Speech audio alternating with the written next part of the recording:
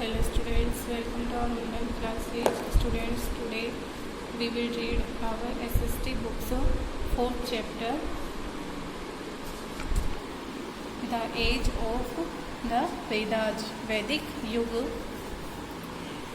Today we will read topic Early Vedic Age. Let's see.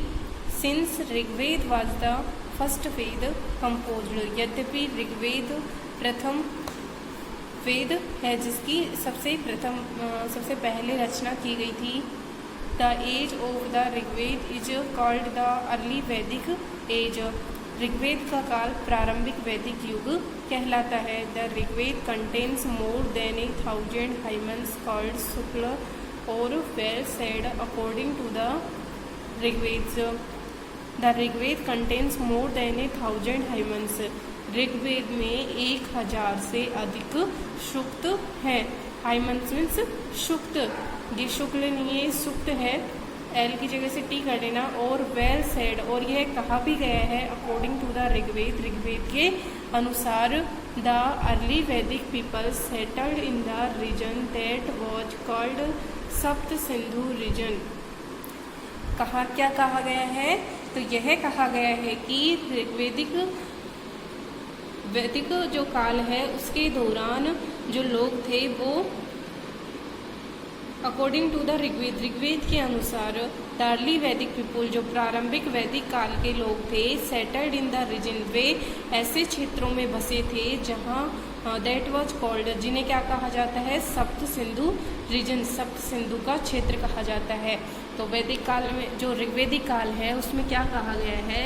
उसमें कहा गया है कि वैदिक काल में जो लोग जिस क्षेत्र में बसे थे तो वह क्षेत्र सप्त सिंधु का क्षेत्र कहलाता है.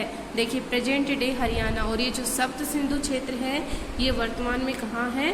हरियाणा में है. एंड अनडिवाइडेड पंजाब और अवर्गीकृत पंजाब में स्थित है. The region derived its name from the fact that there were 7 major rivers. The region derived its names, क्षेत्र जिससे यह नाम लिया गया है वह इस तथ्य से लिया गया है कि देयर वर 7 मेजर रिवर्स, वहाँ पे 7 मुख्य नदियाँ थी. देखिए जो क्षेत्र में आर्य लोग बसे उसे सप्त सिंधु का क्षेत्र कहा गया.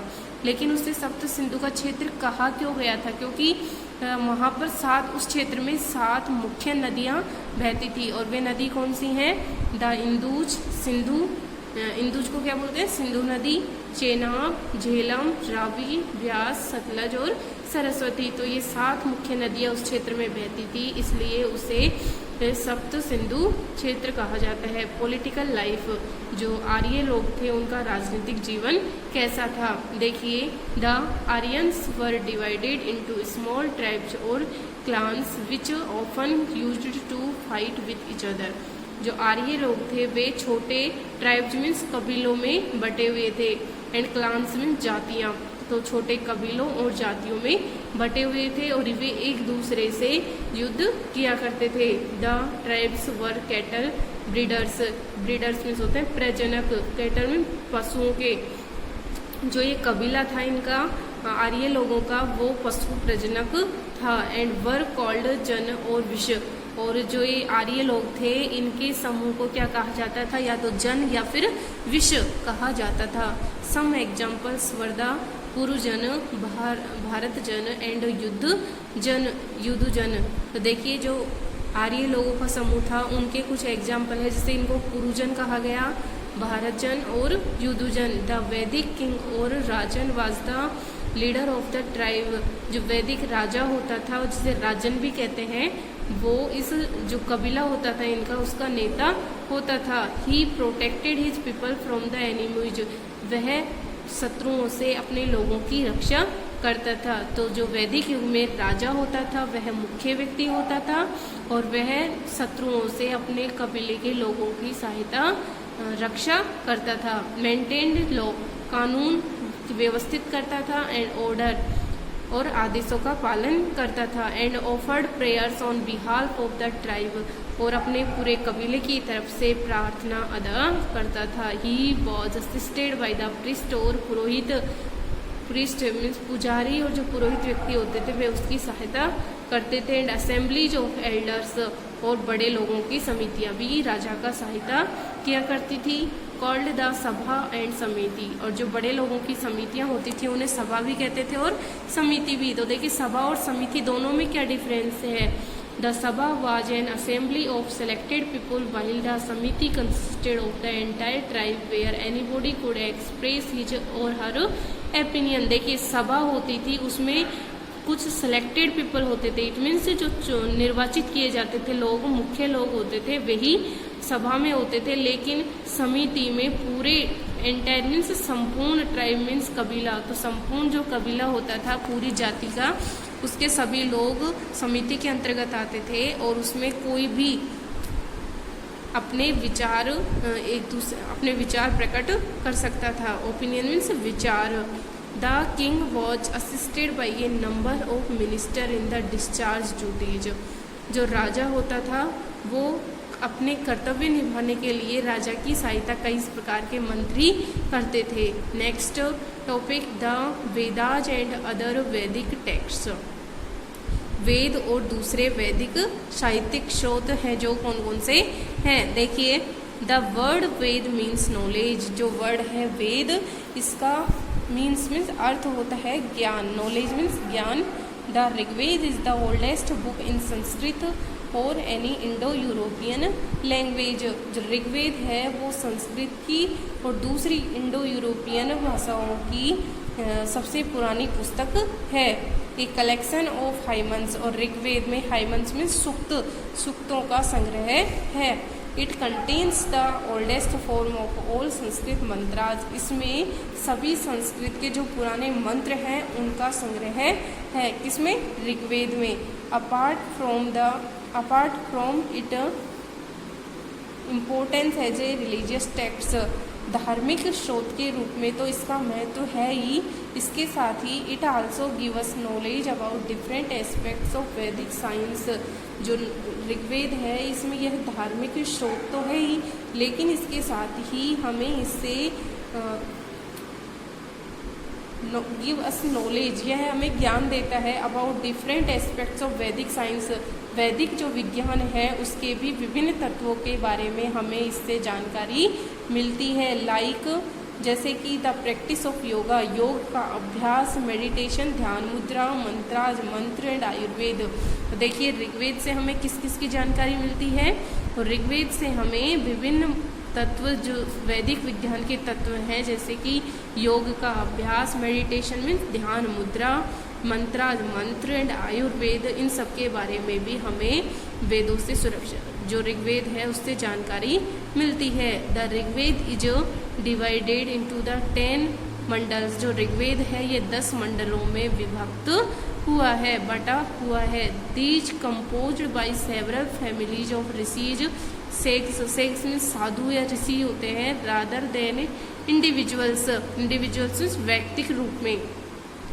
तो व्यक्तिक रूप में ऋग्वेद 10 मंडलों में बटे हुए हैं, और ये जो 10 मंडल हैं इसके, इनको सेवरल फैमिलीज ऑफ ऋषिज, ऋषि जो साधु और ऋषि होते हैं उनकी अनेक, सेवरल मीन्स अनेक, फैमिलीज परिवारों के, उनके अनेक परिवारों के द्वारा ये मंडल लिखे हुए हैं जो व्यक्तिक रूप में है।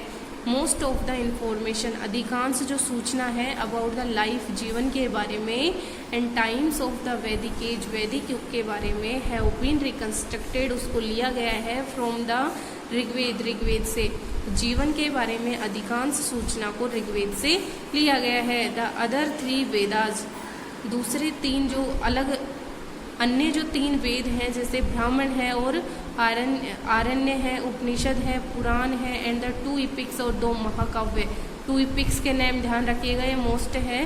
कौन कौन से? रामायण एंड महाभारत, ये हमारे 2 इपिक्स हैं, इट मीन्स महाकाव्य हैं। विच वर कंपोज ड्यूरिंग दैट टाइम, इनकी भी इस समय ही रचना की गई थी। तो देखिए most of the information about the life and times of the वैदिक एज, जीवन के बारे में अधिकांश सूचना और वैदिक युग के बारे में अधिकांश सूचना इस जो ऋग्वेद है उससे ली गई है। द अदर 3 वेद्स, और तीसरे जो अन्य 3 वेद हैं उनमें हमें ब्राह्मण, आरण्य उपनिषद, पुराण इत्यादि, और 2 महाकाव्य रामायण और महाभारत, ये भी जो 3 वेद लिखे गए थे ना, यजुर्वेद, सामवेद, अथर्ववेद, उस समय इन सभी ग्रंथों की रचना की गई थी। तो the Samaveda contains tunes for the ऋग्वेदिक हाइमन्स। सामवेद में जो ट्यून है, ताल है, उसकी लय है, वो ऋग्वेदिक सूक्त से ही ली गई है। The Yajurveda contains versus. Versus में होते हैं छंद।